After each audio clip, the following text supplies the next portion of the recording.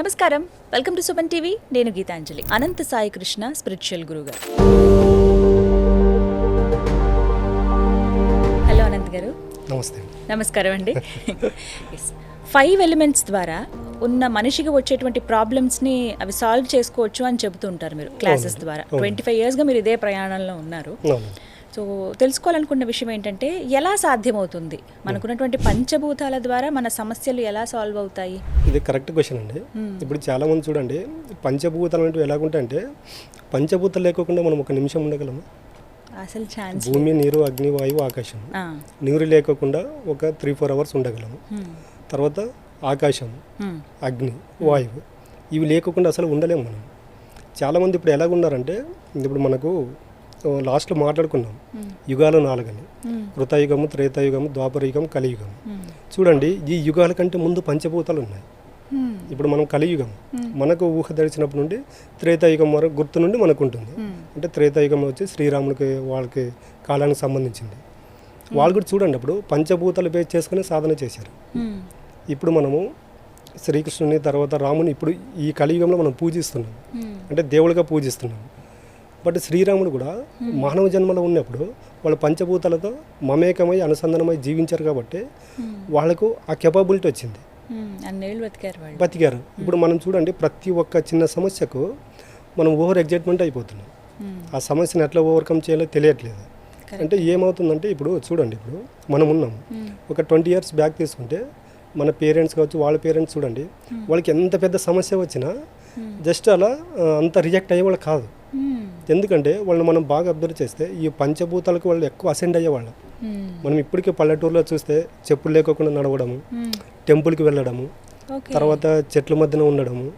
ఇప్పుడు చూడండి, పల్లెటూరులో కన్నా సిటీస్లో వాళ్ళకి ఎందుకు ఇవన్నీ ఎక్కువ వస్తున్నాయంటే, వీళ్ళు పంచభూతాలకు అసెండ్ అవ్వట్లేదు. పంచభూతాల ఇంపాక్ట్ చాలామందికి తెలియదండి.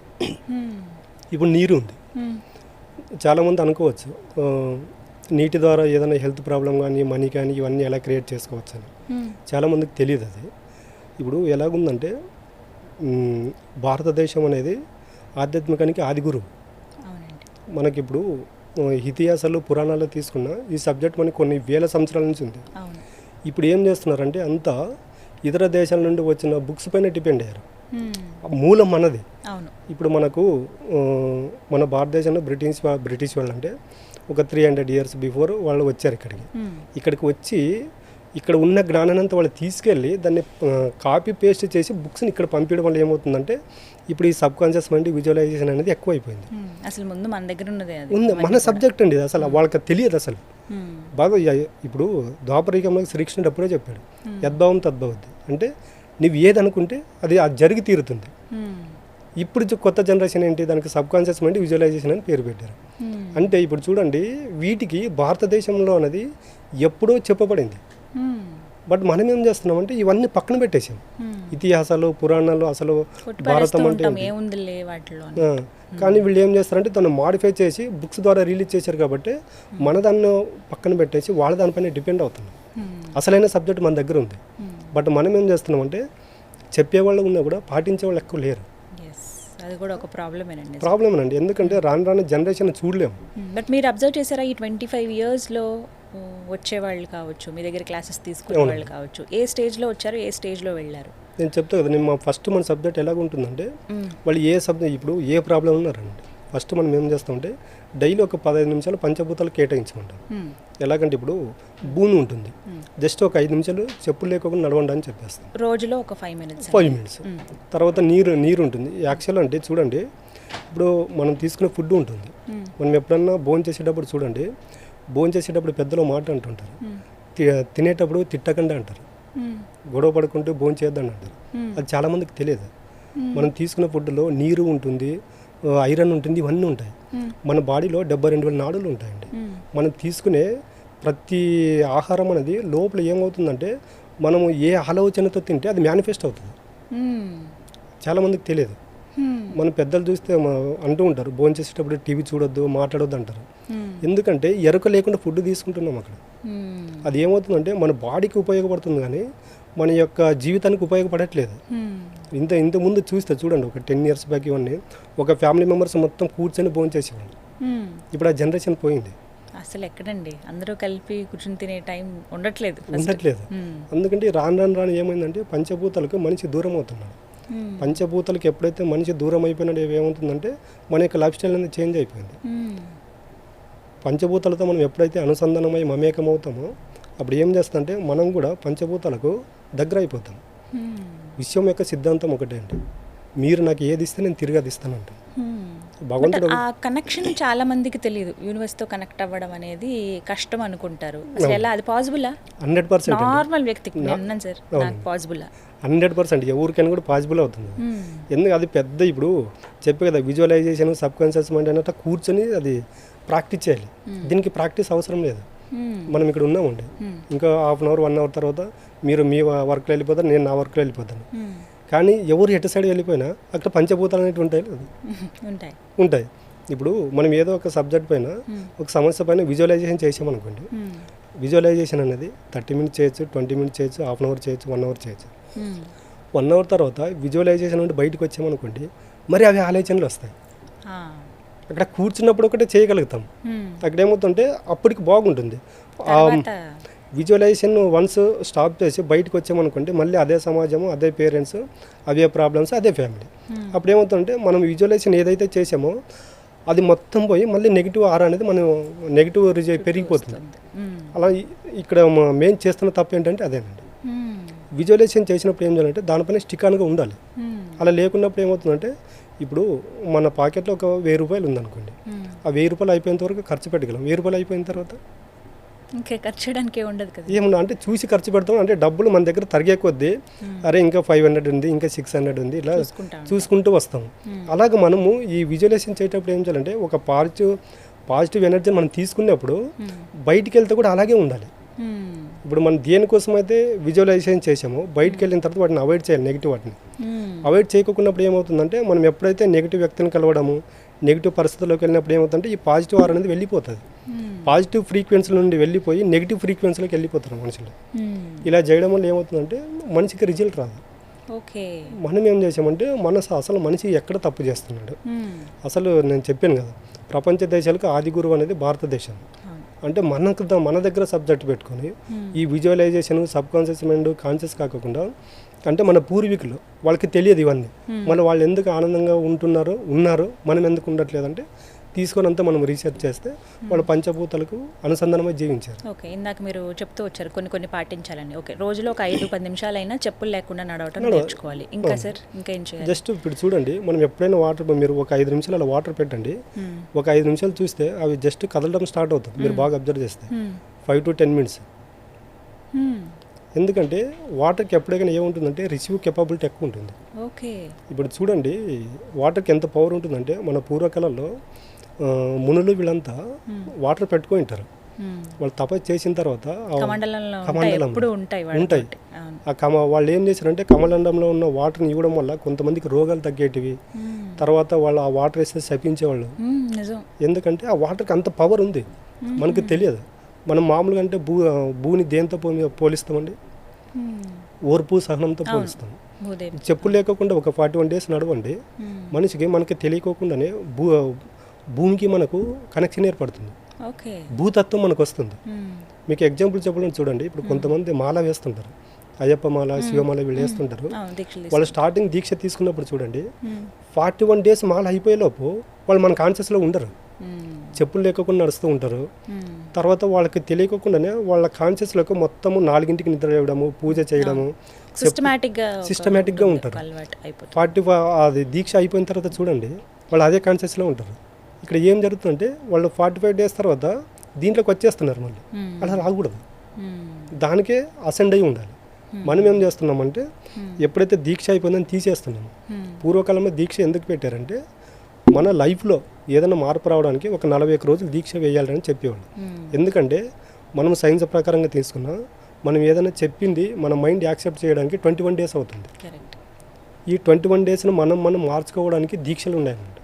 ఇప్పుడు మనం ఏం చేస్తున్నామంటే 41 days అయిపోయిన తర్వాత మళ్ళీ మనం నార్మల్ లైఫ్లోకి వచ్చేస్తాం.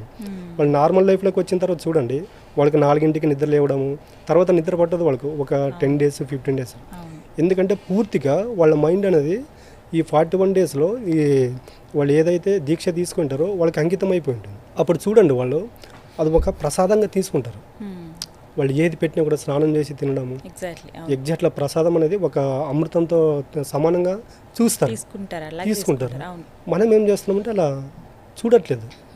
ఇప్పుడు మనం ఉన్నామండి, మనము 3 పూటలు తీసుకుంటాం ఫుడ్, 3 పూటలుగా ఫ్రెష్గానే తీసుకుంటాము. కొంతమంది ఉంటారు చూడండి, ఇప్పుడు అడుక్కుని తినేవాళ్ళు ఉంటారు. ఇప్పుడు యాక్చువల్ అంటే మీరు ఎప్పుడైనా అడుక్కుని తినేవాళ్ళు హాస్పిటల్లో చూసారా? చూడము.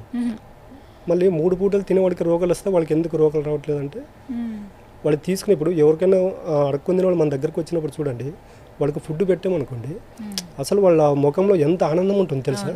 అంటే వాళ్ళు అంటారు ఈ సమయానికి ఈ దేవుడు నాకు ఇచ్చిన ప్రసాదం అనుకుంటారు వాళ్ళు. అది కూడా మనం ఏం చేస్తాం, మనం తిని మిగిలింది పెడతాం. వాళ్ళకి రోగాలు రావాలి, వాళ్ళకి రావట్లేదు, మనకు వస్తున్నాయి ఇక్కడ. ఎందుకంటే వాళ్ళు భౌతికం కాకపోయినా అంతర్లీనంగా వాళ్ళు ఈ పంచభూతాలకి అసెండ్ అయి ఉన్నారు. ప్రతిదీ భగవంత ప్రసాదంతో భావిస్తున్నారు. బట్ ఇన్ని సౌకర్యాలు ఉన్న మనం ఎలాగా వాటితో కనెక్ట్ అయి ఉండాలో చెప్పండి. అవును, ఇప్పుడు చూడండి నేను చెప్పే కదా, డైలీ ఒక 5 నిమిషాలు చెప్పులు లేకుండా నడవడం ఏమవుతుందంటే భూతత్వం అనేది మనకు వస్తుంది. అదే ఒకటి. మీరు ఎప్పుడు ఒక వాటర్ బాటిల్ మనం పక్కన పెట్టుకోవాలి, చిన్నదా పెద్దదని కాకుండా డైలీ ఒక 3-4 టైమ్స్ అలా వాటర్ స్పృహతో తీసుకోవాలి. ఫాస్ట్గా తీసుకోకుండా వాటర్ తీసుకునేటప్పుడు కూడా ఏమనుకోవాలంటే చాలామందికి తెలియదండి. అది ఒక వాటర్ బాటిల్ అర్లీ మార్నింగ్ చెప్పే కదా బ్రహ్మముహూర్తం అని లాస్ట్ వీడియోలో వాటర్ అలా పెట్టేసుకొని మెడిటేషన్ అయిపోయిన తర్వాత మనసులో ఒకటే అనుకోవాలి. ఆ వాటర్ అలా తీసుకునేటప్పుడు నేను తీసుకున్న ఈ నీరు స్వచ్ఛమైనది, దివ్యమైనది, అనంతమైనటువంటి శక్తితో కూడుకొని ఉన్నది.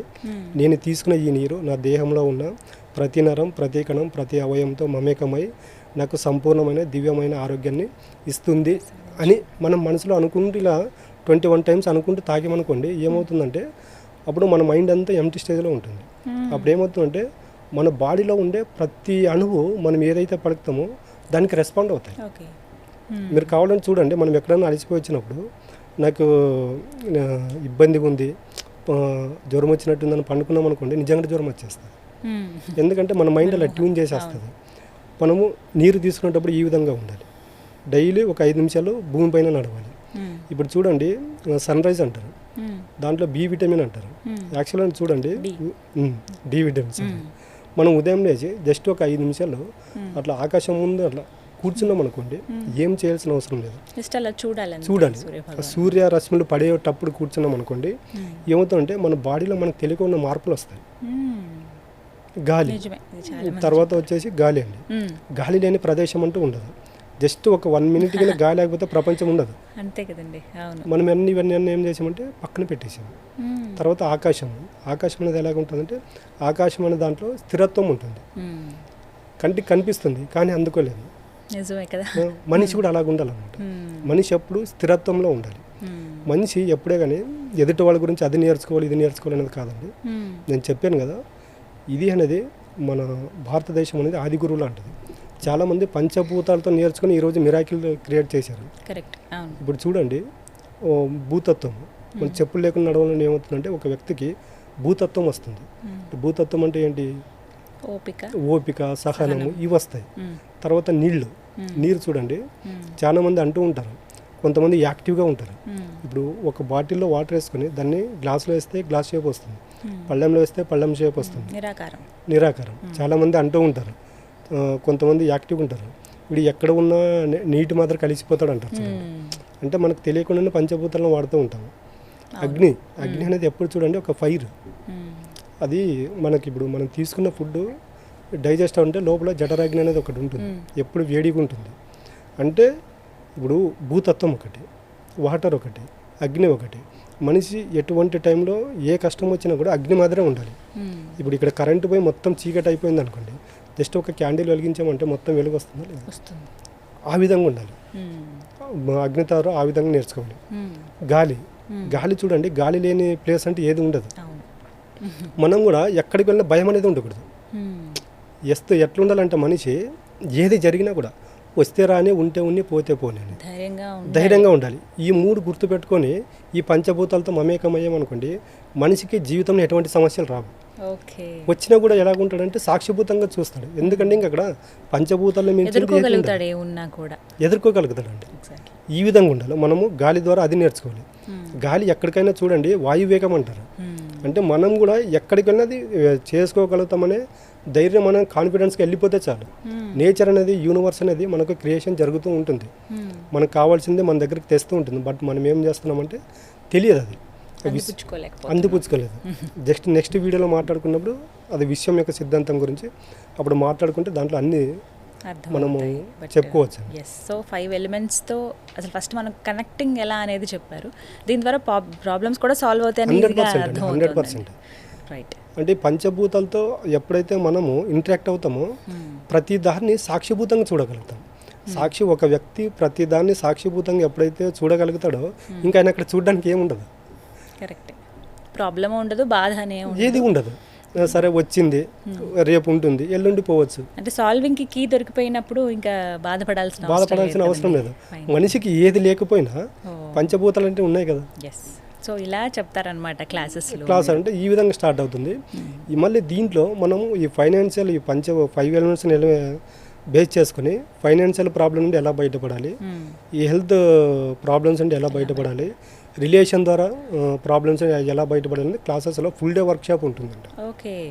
సో ఈ వర్క్షాప్స్ ద్వారా ఎవరైనా జాయిన్ అవ్వచ్చండి? ఎవరైనా అంటే మన సబ్జెక్ట్ ఏజ్ లిమిట్ ఉండదండి. సబ్జెక్ట్ వాళ్ళకి అర్థమయ్యే వాళ్ళు ఉంటే చాలు, ఏజ్ లిమిట్ అనేది ఉండదు. ఓకే. సో ఎవరైనా జాయిన్ అవ్వచ్చు. ఆన్లైన్ ఆర్ ఆఫ్లైన్ క్లాసెస్ అండి? ఇప్పుడు ప్రజెంట్ ఆఫ్లైన్ జరుగుతున్నాయండి. నెక్స్ట్ ఆన్లైన్ కూడా స్టార్ట్ అవుతుంది. ఓకే. సో ఎక్కడ చెప్తున్నారు మీరు? ఇక్కడ హైదరాబాద్ అండి, కేపీహెచ్పి మన హోటల్స్లో ఉంటుంది. ఓకే. సో ఎవరైనా ఇంట్రెస్ట్ ఉన్న వాళ్ళు జాయిన్ అవ్వచ్చు. టైమింగ్స్ ఉంటాయండి పర్టికులర్గా ఈ టైమింగ్ అని? క్లాస్ వచ్చేసి ఫుల్ డే క్లాస్ కాబట్టి మార్నింగ్ 10 to ఈవినింగ్ 5 దాకా ఉంటుంది. Okay. Right. Thank you so much అండి, చాలా క్లియర్గా ఎక్స్ప్లెయిన్ చేశారు. నమస్తే. సో ఇంకెవరికైనా సందేహాలు ఉన్నాయి, మేము కూడా ఇలా జాయిన్ అవుదాం అనుకుంటున్నాం, యూనివర్స్తో కనెక్ట్ అవ్వడం, చాలామంది ఏంటంటే ఆ ప్రాసెస్లో ఉంటారు కానీ ఏవో చిన్న చిన్న ప్రాబ్లమ్స్ వచ్చినప్పుడు వెంటనే డిస్ట్రాక్ట్ అయిపోతుంటారు. అలా కాకుండా ఒక సరైన గురువు మనతో పాటు ఉంటే మనం ఏమైనా సాధించగలం అని చెప్పొచ్చు. అందులో భాగంగా మీకు నేను గురువారికి సంబంధించి స్క్రీన్ మీద నెంబర్ డిస్ప్లే చేస్తాను, మీరు కాల్ చేసి అపాయింట్మెంట్ తీసుకుని వివరాలు కనుక్కోవచ్చు. ఇది వాళ్ళ వీడియో. నమస్తే.